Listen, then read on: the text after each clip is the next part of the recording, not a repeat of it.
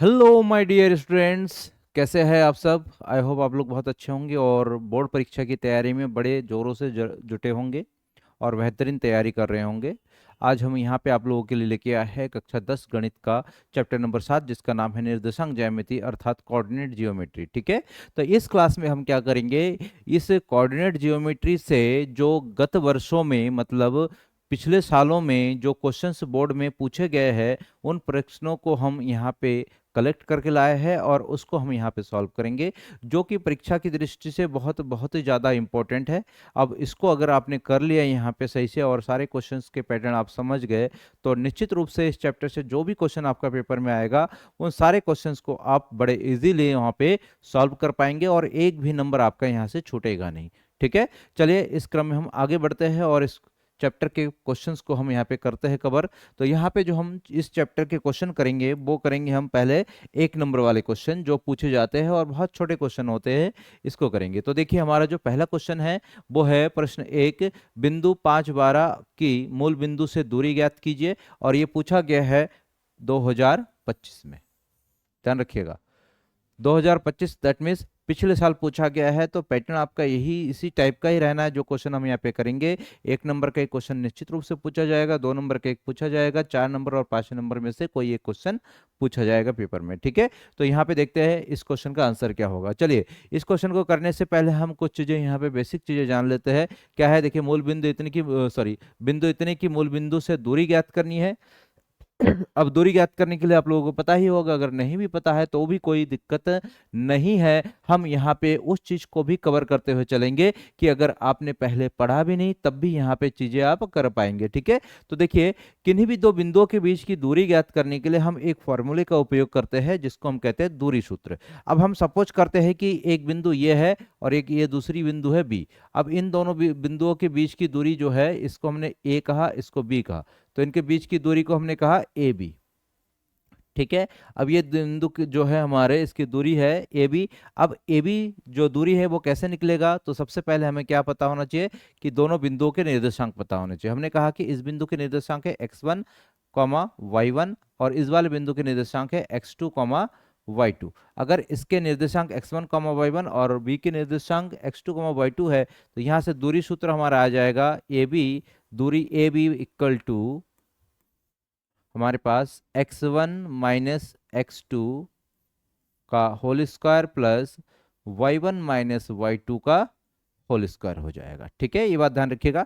या फिर ये वाला फॉर्मूला ही आपका ऐसा भी हो सकता है, A B is equal to, तो भी कोई इशू नहीं होगा, x2 माइनस x1 का whole square plus y2 minus y1 का होल स्क्वायर। आप इस फॉर्मूले को ऐसे भी समझ सकते हैं।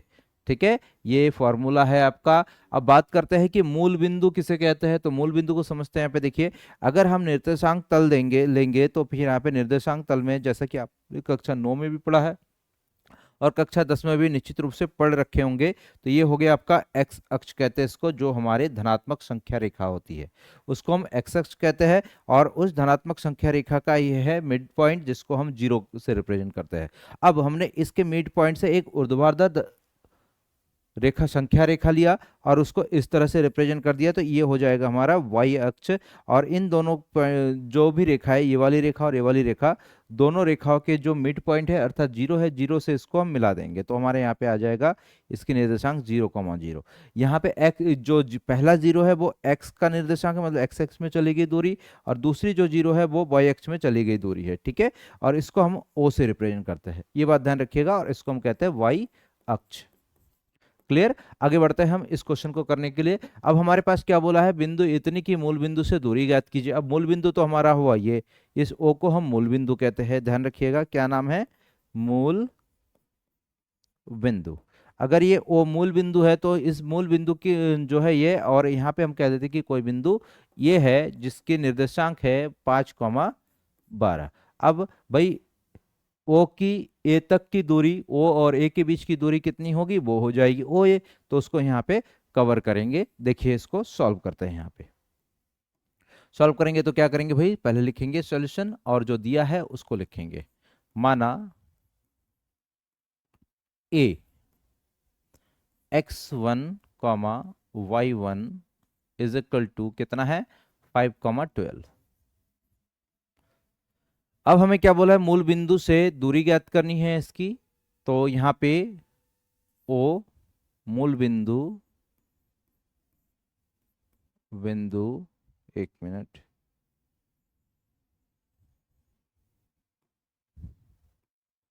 मूल बिंदु ओ 0,0 होता है, अर्थात मूल बिंदु का निर्देशांक क्या है 0,0। ठीक है, अतः दूरी ओ ए बराबर, या फिर अतः बिंदु इतने की मूल बिंदु से दूरी, यही कर लेते हैं सीधे, समझ लीजिएगा।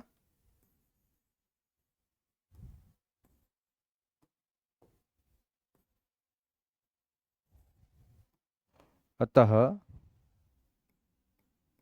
बिंदु ए 5,12 की मूल बिंदु 0,0 ओ 0,0 से दूरी क्या होगी भाई, ओ ए हो जाएगा, और ये फॉर्मूला क्या हो जाएगा हमारा अंडर।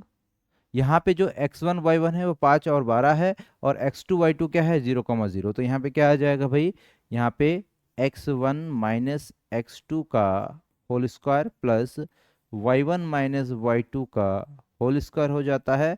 अब यहाँ पे अंडर x1 का मान है 5 - 0 का होल स्क्वायर प्लस 12 - 0 का होल स्क्वायर हो गया।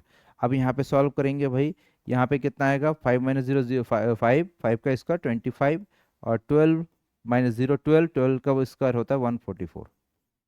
अब आगे सॉल्व करेंगे तो क्या आएगा, देखिए इज इक्वल टू अंडर कितना आया 549,246 169, और 169 जो है वो होता है आपका 13 का वर्ग। ठीक है, तो यहाँ पे 169 का वर्गमूल हो गया 13, और यहाँ पे हो गया ओ ए बराबर, और इतना मात्रक लिख दो या फिर इकाई लिख दो, मात्रक लिख देते हैं,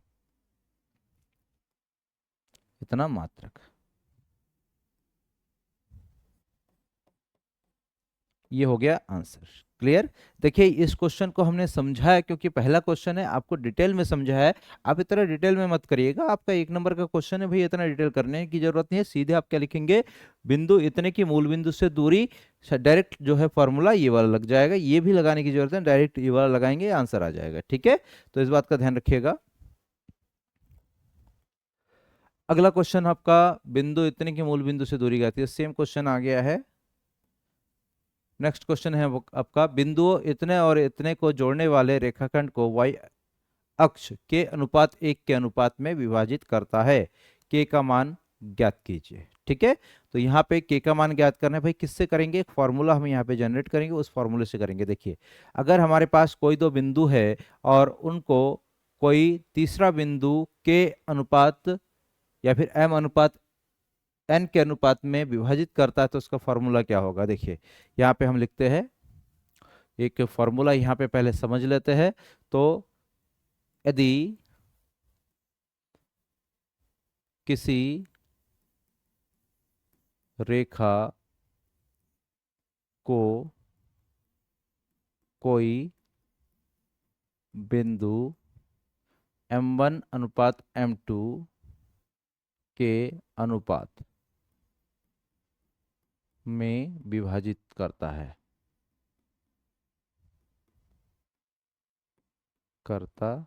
है तो विभाजन बिंदु के निर्देशांक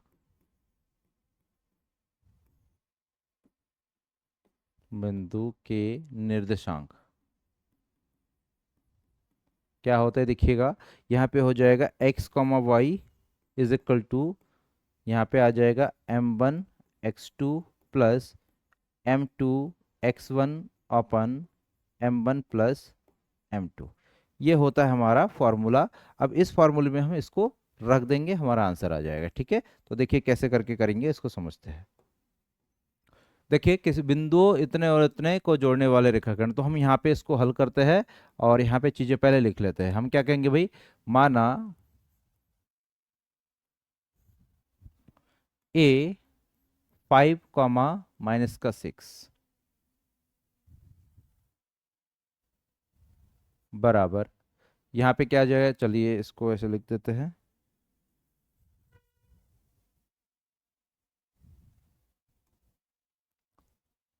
बराबर x1 कॉमा x2, नहीं इसको थोड़ा सा चेंज कर देते हैं। और देखिए पहले वाले बिंदु को हम क्या मानेंगे, यहाँ पे सबसे पहले हम मान लेते हैं, माना इस वाले बिंदु के निर्देशांक क्या हो जाएंगे, a x1 comma y1 is equal to 5 comma minus का 6, अर्थात जो ये वाला बिंदु है इसमें ये है x1 का मान, a x2 का मान है, ठीक है। x1 बराबर 5, y1 बराबर माइनस का 6, और यहाँ पे क्या दे रखा है, b x2 comma y2 is equal to हमारा है -1 कॉमा माइनस का 4। अब बिंदु इतने और इतने को जोड़ने वाले रेखाखंड y अक्ष के अनुपात 1 के अनुपात में विभाजित करता है, के का मान हमें ज्ञात करना है, ठीक है।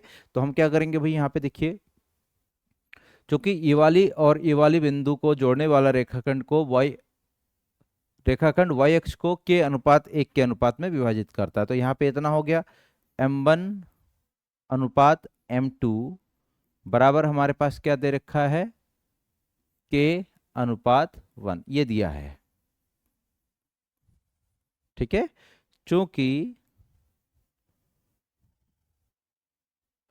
रेखाखंड ए बी y अक्ष को किसमें, के अनुपात 1 के अनुपात में विभाजित करता है,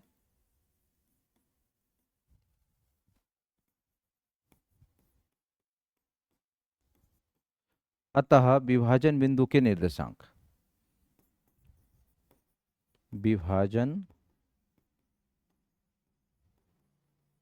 बिंदु के निर्देशांक, हमें भाई विभाजन बिंदु के निर्देशांक चाहिए ना, देखिए बोला है इसमें क्लियरली के का मान ज्ञात कीजिए, तो हम यहाँ पे निकालेंगे विभाजन बिंदु के निर्देशांक। तो विभाजन बिंदु के निर्देशांक क्या हो जाएंगे, तो वो हो जाएगा x कॉमा वाई होता है। अब यहाँ पे बोला है y अक्ष को विभाजित कर रहा है, तो यहाँ पे हो जाएगा 0,y, ठीक है। तो क्योंकि x की वैल्यू जो है y अक्ष में 0 होता है, तो यहाँ पे क्या हो जाएगा 0,y इक्वल टू आ जाएगा हमारा m1 x2 minus plus m2 x1 अपन m1 प्लस m2, ठीक है। साथ ही साथ हमारे पास यहाँ पे आ जाएगा m1 y2 plus m2 y1 अपन m1 प्लस m2, इतना हो गया। अब आगे क्या करेंगे भाई, देखिए जो भी वैल्यू हमारे पास दे रखे m1 का, x2 का, m2 का, x1 का, सारे मान यहाँ पे रख देते हैं। कितना हो जाएगा, देखिए यहाँ पे हमें निकालना क्या है, y का मान ज्ञात करना है, y अक्ष इतना के अनुपात में विभाजित करता है, k का मान ज्ञात करना है, k का मान ज्ञात करना। चलिए यहाँ पे 0,y, तो 0,y, तो यहाँ पे क्या हो जाएगा हमारे पास, देखिए m1 की वैल्यू हो जाएगी कितनी, m1 की वैल्यू जो है हमारी है यहाँ पे k इंटू x2 की वैल्यू कितनी है, देखिए x2 बराबर -1 प्लस m2 की वैल्यू कितनी है, m2 की वैल्यू है 1 इंटू x1 की वैल्यू कितनी है 5 अपन k प्लस 1, कॉमा यहाँ पे इस वैल्यू को भी रख दीजिए, m1 की वैल्यू है k इंटू y2 की वैल्यू है आपकी -4 प्लस m2 की वैल्यू है 1 और y1 की वैल्यू है -6 अपन हमारे पास आ जाएगा k प्लस 1, ये ब्रैकेट में बंद। ठीक है। तो देखिएगा यहाँ पे ये जीरो की वैल्यू इतनी है, वाई की वैल्यू इतनी है, तो इसका मतलब हम जीरो बराबर इतना पुट कर सकते हैं। अगर जीरो बराबर इतना पुट करेंगे तो आगे क्या आता है वो देख लेते हैं। इसको नए स्लाइड में करते हैं हम इस काम को। तो नए स्लाइड में आ गए हम। अब यहाँ पे हम देखेंगे कि यहाँ पे आया क्या था। देखिए यहाँ पे जीरो बराबर इतना बराबर हम क्या लिख सकते हैं, जीरो लिख सकते हैं, और इसको हम सॉल्व करेंगे तो क्या आएगा, माइनस का के प्लस का फाइव, माइनस का के प्लस का फाइव। तो यहाँ पे आ जाएगा माइनस का के प्लस का फाइव, और इक्वल टू कितना आ जाएगा, देखिए इक्वल टू आएगा आपका माइनस का के प्लस का five, five into one five होता है, और नीचे है आपका के प्लस वन, के प्लस वन बट्टे के प्लस वन। और राइट साइड में क्या हो जाएगा आपका, देखिए इतना बराबर ये एक्स के इतने के जगह पे ये जीरो रखेंगे, तो जीरो रखेंगे तो क्या आएगा, देखिए बराबर जीरो। तो यहाँ से क्या हो जाएगा, इस नीचे वाले पोर्शन को इसके साथ मल्टीप्लाई करेंगे तो वो जीरो हो जाएगा। आया हमारे पास माइनस का के प्लस का five is equal to zero. तो यहाँ से के को उधर ले जाएंगे तो के इज इक्वल टू हो जाएगा फाइव। हमसे क्या पूछा गया था, के का मान पूछा गया था, तो ये हमारा हो जाएगा आंसर। ठीक है, आई होप आपको समझ में आया हो। नेक्स्ट क्वेश्चन की ओर बढ़ते हैं। अगला क्वेश्चन क्या बोला है, देखिए बिंदु इतने की एक्स एक्स से दूरी ज्ञात कीजिए। बिंदु क्या है, तीन चार है, कि एक्स एक्स से दूरी ज्ञात कीजिए। अब देखिए यहाँ पे इसको सॉल्व करते हैं। तो क्या लिखेंगे भाई, बिंदु तीन कॉमा चार की एक्स अक्ष से दूरी। भाई पहले ये समझते हैं इसको। हमारे पास क्या है, एक कार्तीय तल है और यहाँ पे कोई बिंदु है, इसके नाम है, निर्देशांक है 3,4। अब भाई इस बिंदु के लिए हम यहाँ पे तीन क्या है, यहाँ से इतनी चली गई दूरी यहाँ तक, ये जो दूरी है ये, दैट मीन्स यहाँ से यहाँ तक की जो दूरी है वो x का मान है, और ये हो गया तीन। ठीक है। और यहाँ से यहाँ तक जो है ये क्या है, वाई एक्स की दूरी है, x बराबर थ्री है, और यहाँ से वाई एक्स की दूरी है और y बराबर है फोर। तो यहाँ पे क्या है, बिंदु इतने की x अक्ष से दूरी, x अक्ष से कितने दूर है ये, y बराबर चार इकाई दूरी पर है। ठीक है, कितनी दूरी पर है, एक्स एक्स से चार इकाई दूरी पर है। भाई यहाँ पे भी चार इकाई पे दूरी पर है, यहाँ पे भी हर जगह पे चार इकाई दूरी पर है। तो यहाँ पे क्या हो जाए, बिंदु इतना कि एक्स अक्ष से दूरी बराबर कितनी, चार इकाई। ये इसका उत्तर हो जाएगा। ठीक है, आई होप समझ में आया हो। अगला क्वेश्चन देखिए, दो बिंदुओं P x1 y1 तथा Q x2 y2 के बीच की दूरी का सूत्र लिखिए। हमारे पास दो बिंदु है, इनके बीच की दूरी का सूत्र लिखना है।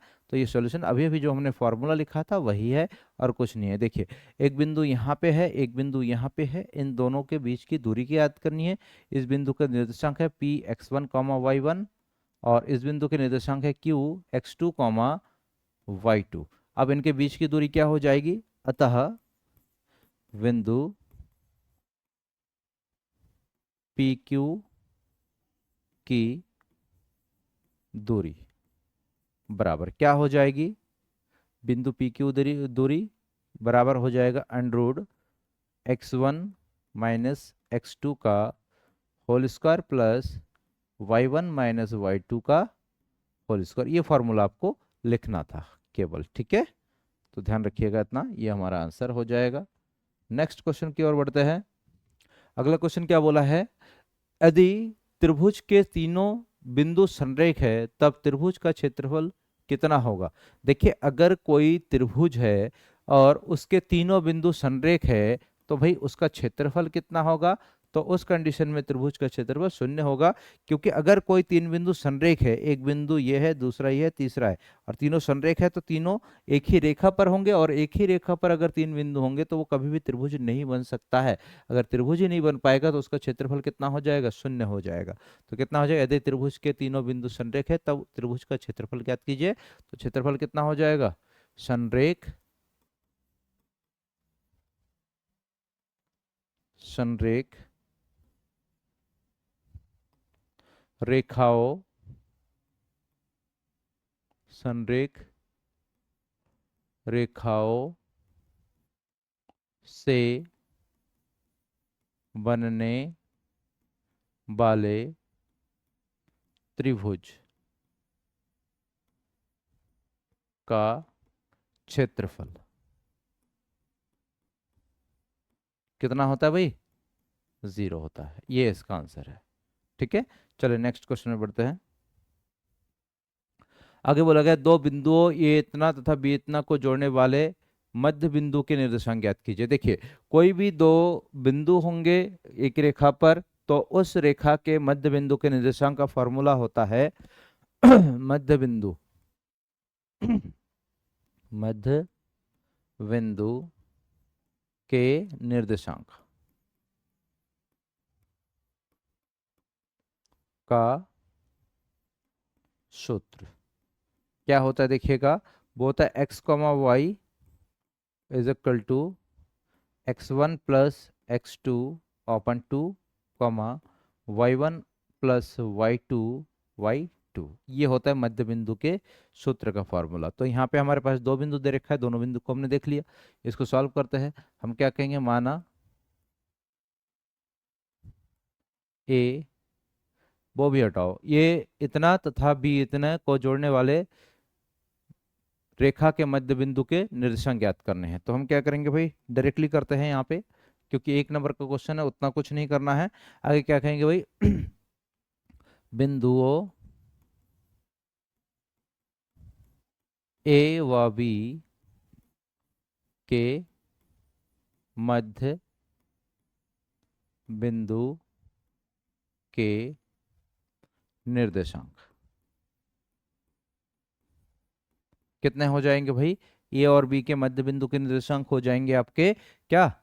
एक्स कॉमा वाई, और ये हो जाएगा आपका x1 plus x2 y2 comma y1 plus y2 y2। ये हो जाएगा। अब देखिए, x1 कितना है? 3 है। x2 कितना है? -1 है। तो क्या आ जाएगा भाई? 3 प्लस माइनस का 1 अपन 2।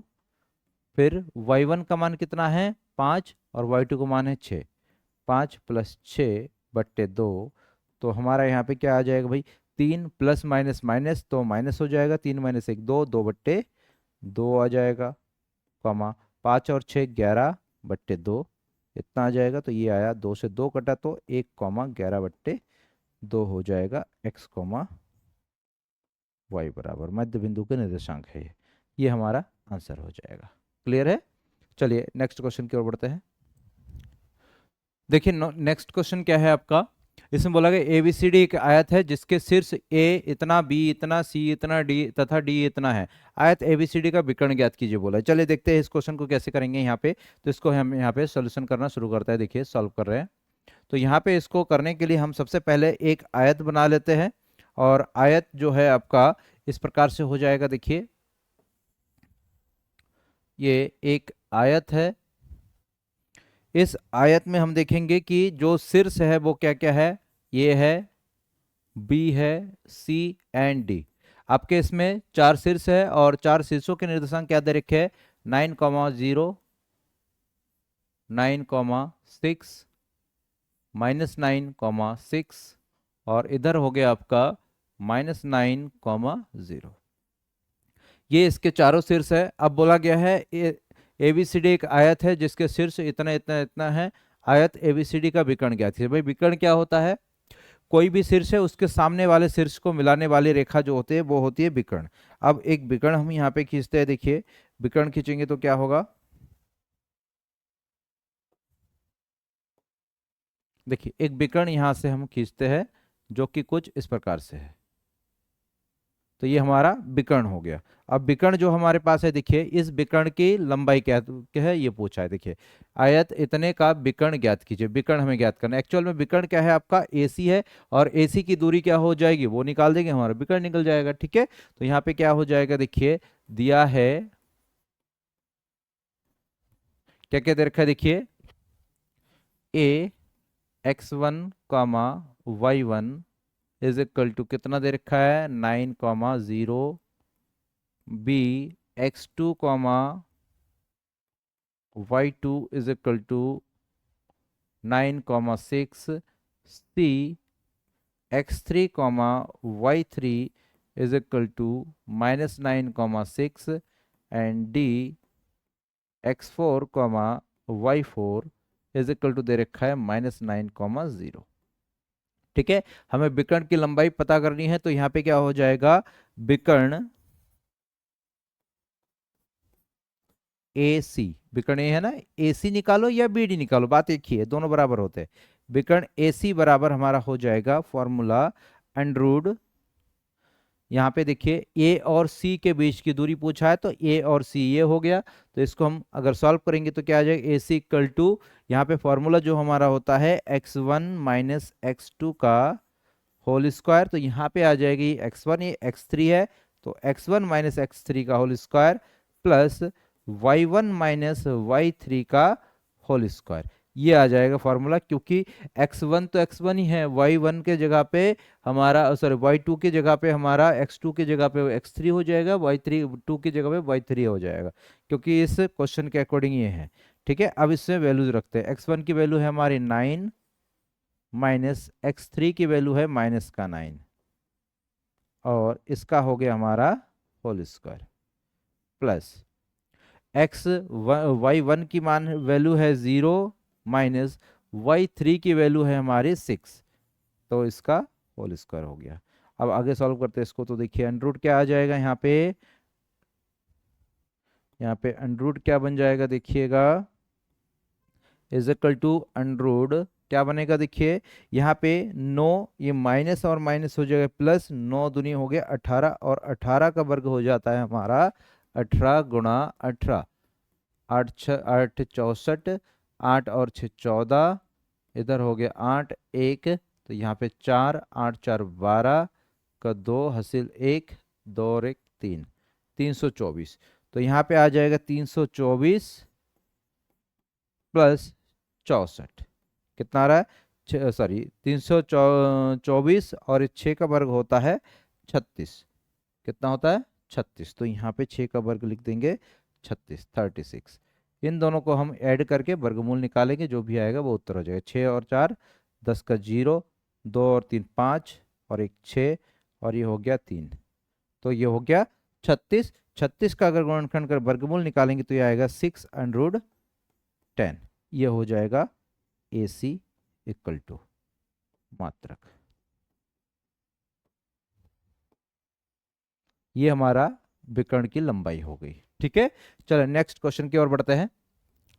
देखिए अगला क्वेश्चन जो है हमारा कुछ इस प्रकार से है, क्या है क्वेश्चन, उस बिंदु के निर्देशांक ज्ञात कीजिए जो बिंदुओं इतने और इतने को जोड़ने वाले रेखाखंड को आंतरिक रूप से 3:1 के अनुपात में विभाजित करता है। चलिए इस क्वेश्चन को सॉल्व करते हैं। देखिए इसको यहां से शुरू करते हैं सॉल्व करना।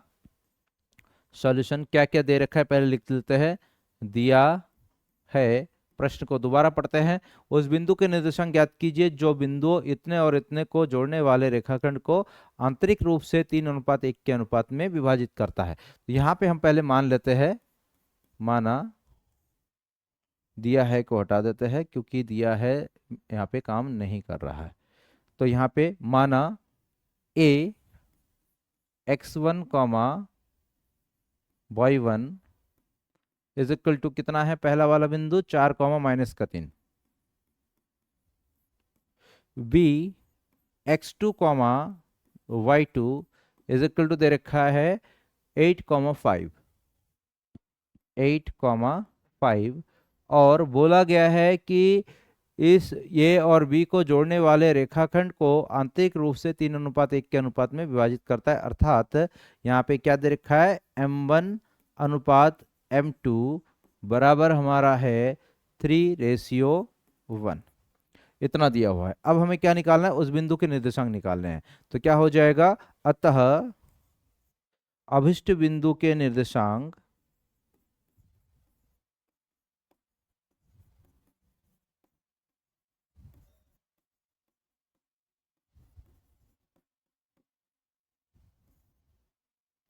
क्या हो जाएगा, पी एक्स कॉमा वाई बराबर हो जाएगा हमारा यहाँ पे formula m1 x2 plus m2 x1 बट्टे m1 प्लस m2, ये वाला फॉर्मूला यूज़ कर लेंगे और इसमें वैल्यूज रख देंगे। वैल्यू क्या आ जाएगा हमारा, m1 की वैल्यू है हमारी 3 इंटू x1 की वैल्यू कितनी है 4 प्लस m2 की वैल्यू है 1 इंटू x1 की वैल्यू है, यहाँ पे x2 की वैल्यू रखनी थी, ये हो जाएगा 8 और x1 की वैल्यू है 4। ठीक है, अब ये y निर्देशांक भी निकालना है, तो यहाँ पे एक और भी फॉर्मूला तो होता है, उसको भी लिखना है। क्या है देखिए, अगला यहाँ पे क्या होता है, y निर्देशांक इसका हो जाता है m1 y2 plus m2 y1 अपन m1 प्लस m2, ये होगा। अब यहाँ पे इसके नीचे m1 की वैल्यू है 3 प्लस 1 हो गया, कॉमा यहाँ पे m1 हो गया 3 इंटू y2 की वैल्यू जो है हमारी है 5 प्लस m2 का मान है 1 इंटू y2 1 का मान है -3 अपन 3 प्लस 1 हो गया। चलिए इसको आगे सॉल्व करते हैं। देखिए यहाँ पे क्या होगा, 8 और 3 हो गया 24 प्लस 4 एकम 4 बट्टे 3 और 1 4, कॉमा इधर 5 थे 15 और ये 1 इंटू माइनस का 1 माइनस का सॉरी 1 इंटू माइनस का 3 हो जाएगा अपन 4। सॉल्व करते हैं, कितना आएगा देखिए, 24 और 4 28 बट्टे 4, कॉमा 15 में से 3 गया तो हो गया 12 बट्टे 4। अगर इसको सॉल्व करेंगे तो आएगा 7 चौको 28 और 4 तिया 12, तो यहाँ पे P X comma Y is equal to हमारा 7,3 हुआ। तो हम क्या कहेंगे, अतः अभिष्ट बिंदु के निर्देशांक, अतः अभिष्ट बिंदु के निर्देशांक क्या हो जाएगा 7,3 है, ये इसका आंसर हो जाएगा। ठीक है, चलिए कॉपी कर लीजिए। अगला क्वेश्चन करते हैं हम। अगला क्वेश्चन क्या है देखिए, बिंदुओं ए इतना तथा बी इतने के बीच की दूरी ज्ञात कीजिए। दो बिंदु दे रखे हैं हमारे पास, इसके बीच की दूरी ज्ञात करनी है। चलिए इसको हल करते हैं। माना A x1 comma y1 is equal to कितना है, tan cos 30 कॉमा 0 और b x2 comma y2 is equal to है 0 कॉमा tan cos 60 डिग्री, इतना दे रखा है। अब इन दोनों बिंदुओं के बीच की दूरी ज्ञात करनी है, तो क्या लिखेंगे, अतः दूरी ए बी बराबर, फॉर्मूला क्या होता है, x1 माइनस x2 का whole square plus y1 minus y2 का होल स्क्वायर। अब यहाँ पे वैल्यू रखते हैं, देखिए ऊपर देखेंगे x1 की वैल्यू कितनी है, tan cos theta, that means tan cos 30 minus x2 की वैल्यू है 0 का होल स्क्वायर हो गया, प्लस का चिन्ह, y1 की वैल्यू है 0 माइनस y2 की वैल्यू है tan cos 60 और इसका होल स्क्वायर। आगे सॉल्व करते हैं, देखिए कितना है, अंडर tan cos 30 की वैल्यू होती है हमारी 10 इंटू कॉस 30 की वैल्यू होती है √3/2 और इसका हो गया होल स्क्वायर, प्लस माइनस 0 था तो वो हट गया, अब ये 0 है माइनस, तो 0 को हटा दे, -10 इंटू कॉस 60 की वैल्यू होती है 1/2 और इसका हो गया होल स्क्वायर।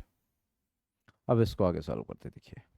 अब अंदर सॉल्व करेंगे तो क्या आएगा, देखिए यहाँ पे 10 का स्क्वायर करेंगे, अंडर तो रहेगा ही रहेगा, 10 का स्क्वायर करेंगे 10 का स्क्वायर तो ये 100 हो जाएगा, और √3 का स्क्वायर करेंगे तो वो 3 हो जाएगा, और 2 का स्क्वायर करेंगे 4 हो जाएगा। अब ये प्लस का चिन्ह माइनस का स्क्वायर करेंगे माइनस प्लस हो जाएगा, 10 का स्क्वायर करेंगे 100 हो जाएगा, बटे 2 का स्क्वायर करेंगे 4 हो जाएगा। चलिए देखिए, चार पंजे सॉरी, चार दूनी 8, 25 हो गया ये, और ये 3 और ये हो गया 25। कितना आ गया अंडर रूट का? 25 × 3 + 25, और दोनों में देखिए 25 × 3 75, +25 बराबर अंडर रूट 100, और इतना इज इक्वल टू हो जाएगा हमारा 10। तो यहाँ से हमारा आ गया ए बी बराबर 10, ये हमारा आंसर हो जाएगा। ठीक है, चलिए अगले क्वेश्चन में बढ़ते हैं। बोला वृत्त की त्रिज्या ज्ञात कीजिए जिसके व्यास के सिरों के निर्देशांक इतना है। एक वृत्त दिया हुआ है, हमें वृत्त बना लेते हैं। देखिए, एक वृत्त है कुछ इस प्रकार से। चलिए इधर बनाते हैं।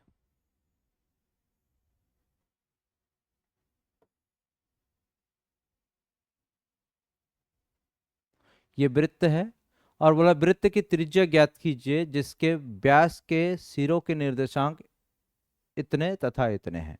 इसकी त्रिज्या ज्ञात करनी है। देखिए,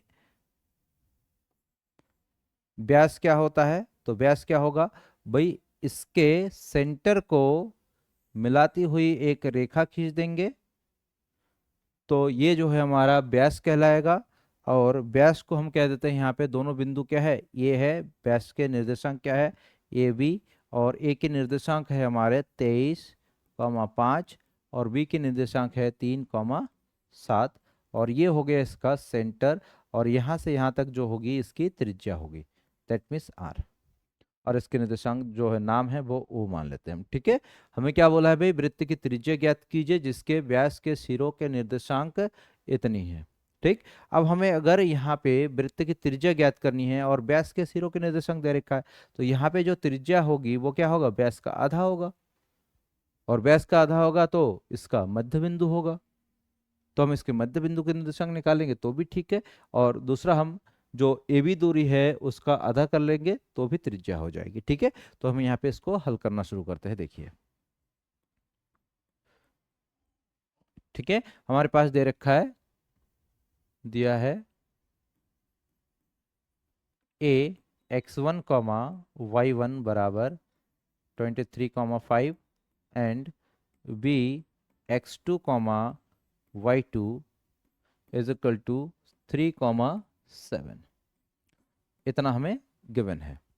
हमें क्या निकालना है, वृत्त की त्रिज्या ज्ञात करनी है।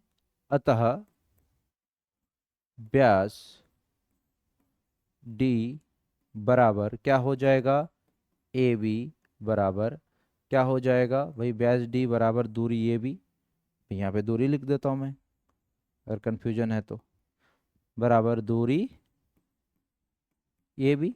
अब दूरी ए बी कैसे निकलेगा भाई, दूरी ए बी बराबर होता है अंडर रूट कितना, 23 - 3 का होल स्क्वायर, वही फॉर्मूला लगा रहे, प्लस 5 - 7 का होल स्क्वायर हो जाएगा। सॉल्व करिए इसको, सॉल्व करेंगे तो क्या आएगा, देखिए अंडर रूट 23 में से 3 गया तो 20, 20 का स्क्वायर करेंगे तो 400।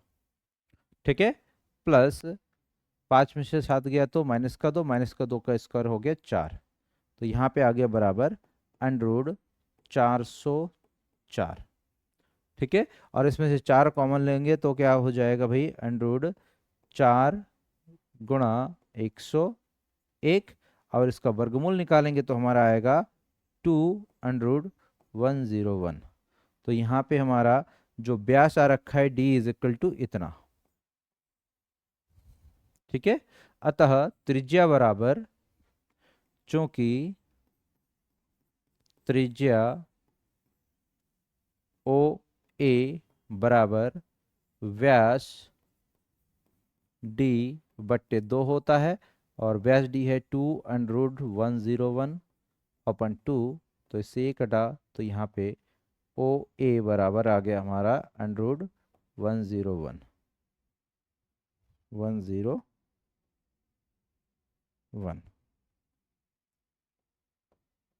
ये हमारा आंसर हो जाएगा।